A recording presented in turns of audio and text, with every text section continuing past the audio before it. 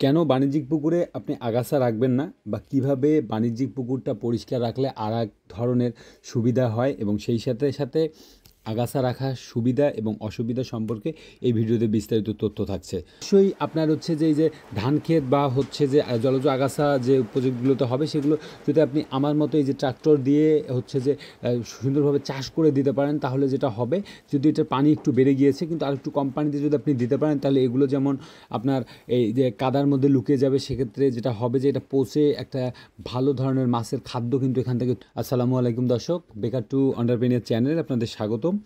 চাষির অভিজ্ঞতা জানতে এবং মাছ চাষের তথ্যমূলক ভিডিও পেতে চ্যানেলটি সাবস্ক্রাইব করে আমাদের সঙ্গেই থাকুন।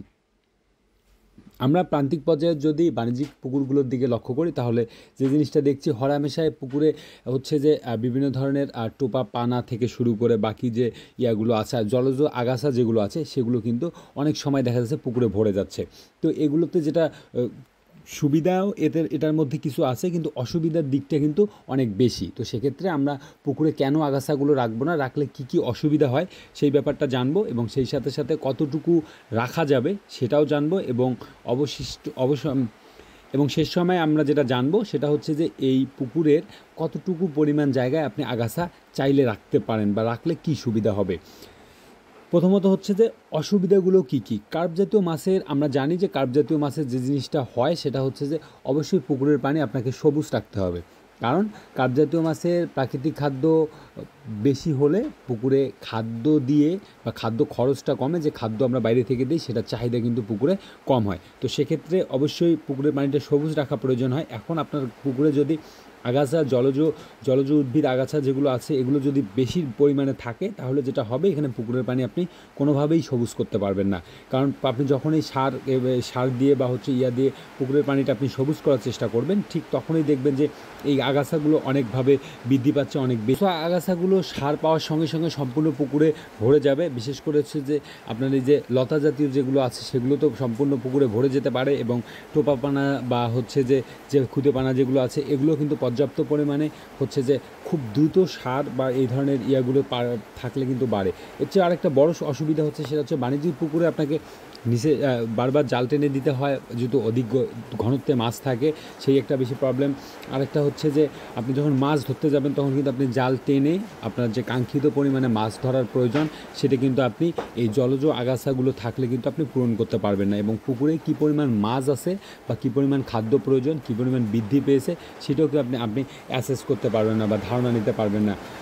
এছাড়াও মাছের চলাফেরার যে ব্যাপার থাকে, আমরা যে জিনিসটা লক্ষ্য করছি সেটা হচ্ছে যে প্রান্তিক পর্যায়ে দেখলে যেটা বোঝা যাচ্ছে, বিশেষ করে হচ্ছে যে এই যে ধান যেগুলো প্রজেক্টে ধান লাগানো আছে সেগুলোতে যে ধান কেটে নেওয়ার পরে যে অবশিষ্ট অংশটুকু পড়ে আছে, এটার সাথে যে জলজ আগাছাগুলো তৈরি হচ্ছে সবগুলো মিলে এই পুকুরের পানিটা এমনভাবে থাকছে যে এখানে যে পুকুরের পানিতে যে বাতাসের সাথে আন্তঃস্রোত হয়ে পুকুরের পানি থেকে যে গ্যাসটা বের হয়ে যাওয়ার কথা সেটাও যেমন বের হয়ে যেতে পারে না। পুকুর পানিটা থমথম অবস্থায় থাকার কারণে এখানে কিন্তু অনেক সময় যে পুকুরের পানি কিন্তু গ্যাস হয়ে যাচ্ছে এবং মাছ কিন্তু ভেসে উঠতেছে। এরকম নানাবিধ আসলে প্রবলেমের কারণে আপনার উচিত হচ্ছে যে পুকুরে আগাছা মুক্ত আসলে রাখা। আসলে আগাছা মুক্ত রাখলে যেটা সুবিধা সেটা হচ্ছে যে আপনি কিন্তু চাইলে আপনার যে এই যে ধরনের যে হ্যাসেলগুলো আছে সেগুলো কিন্তু আপনি এই আগাছা মুক্ত রাখলে কিন্তু আপনি এই ধরনের হ্যাসেলগুলোতে পড়বেন না।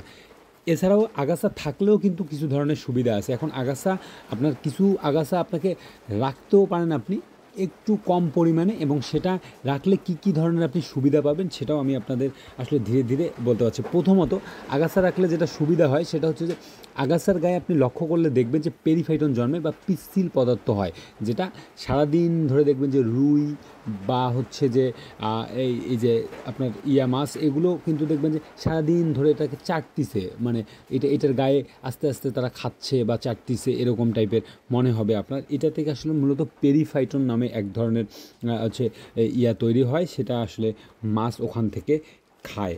এছাড়াও যেটা সুবিধা হয় যে এই জলজ আগাছাগুলো থাকলে পুকুরের পানি থেকে এরা যখন সার বা এই ধরনের পানি থেকে শুষে নেয় তখন যেটা হয় যে এখান থেকে কিন্তু অ্যামোনিয়ার আক্রমণটাও খুব কম পরিমাণে হয়।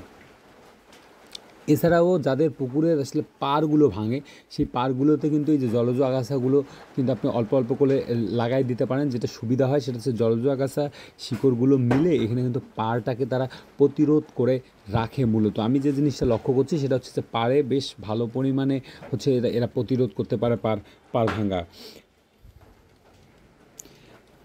এছাড়াও যে জিনিসটা হয় যে আপনার যদি পাড়ের মধ্যে বা হচ্ছে আপনার পুকুরের সাইডে যদি জলজ আগাছাগুলো থাকে, এগুলো কিন্তু গ্রাস কার্প সহ বাকি যে মাছগুলো আছে, যে এর নিচে যে পচা পাতাগুলো আছে, ইয়াগুলো আছে, এগুলো কিন্তু খায় মূলত।